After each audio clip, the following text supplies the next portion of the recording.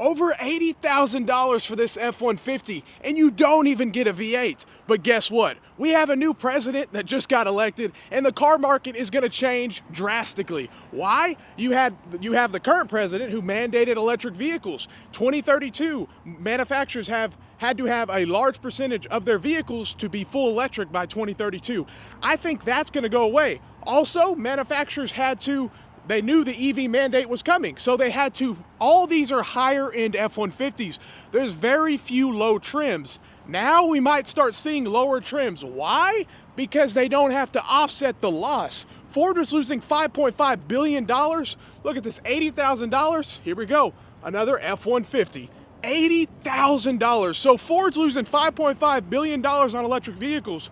They have to sell these higher trim vehicles that cost more money so they don't lose their ass at the end of the year. Like, they have to keep making money, so they're offsetting it. That can kind of slow down because EVs will not be mandated by 2032. That's what I'm assuming. None of this is fact. I don't know. I'm just assuming. Also, you have cafe standards that I think are going to change drastically.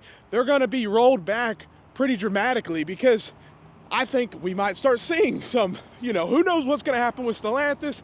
There could be a lot of changes, but obviously EVs are a big one. Tariffs are a huge one. If a vehicle's not made in America, who knows what's going to happen. It's going to be very interesting to see these electric vehicles. There's a Lightning here. Here's a Mach-E. Let's see if we have a window sticker. No, this looks like a used one, but let's look at their affordable SUV. I mean, 30, okay, 30. Better than what I've seen on these Escapes. I've seen a $50,000 Escape. So I'll give them credit there. But like these Lightnings, they're complete. No one wants them. At least Ford now knows, or hopefully if the government changes the rules, if what we expect is going to happen, where the 2032 rule where they're mandated a certain percentage had to be electric vehicles, we think that's going to slow down. But let's look at the price of this one, $60,000 for this 2024 F-150, and it's going to be sitting here in 2025 most likely. It's just, it is what it is. These electric vehicles nobody really wants, and they're very overpriced for what they are.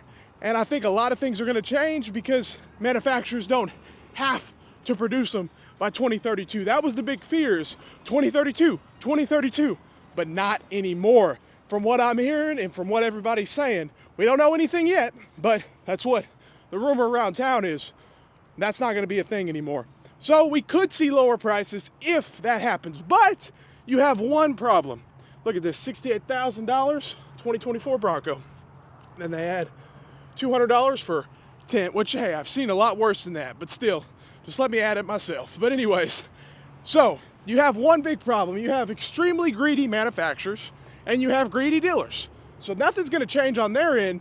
The only thing is, will the manufacturer, the customer, it's all up to us.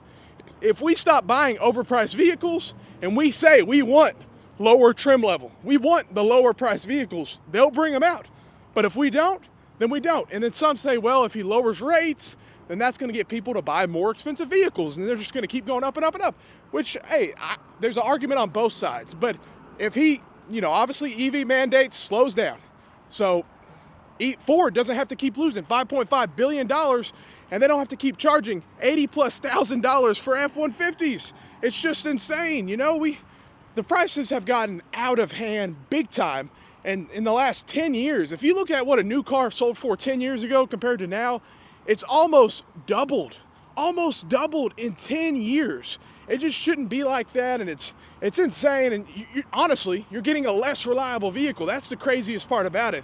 And then you have to deal with all these dealerships that are really causing a whole lot of problems. Luckily, this one, I only see a $200 window tint, and I think $799 for bed liner. I'm not seeing anything too crazy, like, we've seen $10,000 market adjustments. We've seen all sorts of stupid stuff. But let's see. Yeah, so spray in and window tint $794. Still, take it off. Let me just do it myself. But here we go. Let's see what this one has. No bed liner, as you guys see, but maybe it'll get done. So, to my understanding, you can't put this on here if it's not actually on the vehicle. So that's just common sense, guys. But maybe they'll do it after the customer buys it. I don't know, or hopefully before. I don't even know. But anyways, we might see a change in the car market. You have Ford, and here we go. The CEO of Ford. I don't know if you guys heard. He borrowed an EV from a Chinese manufacturer, and now he's saying he can't even give it back. He's been driving it in Detroit for Jim Farley. Like, that's the stupidest publicity thing I've ever heard him say. He literally said, I'm amazed by this Chinese electric vehicle. I don't even want to give it up. He said that publicly. He's the CEO of a manufacturer who builds electric vehicles. Stupid on steroids. But it's what happened. So Jim Farley, he's an idiot. He's almost as stupid as Carlos Tavares. I don't know who's worse, Carlos Tavares or Jim Farley. I don't know. They're both pretty bad. But hey, let me know what you think. Have a great day and stay blessed.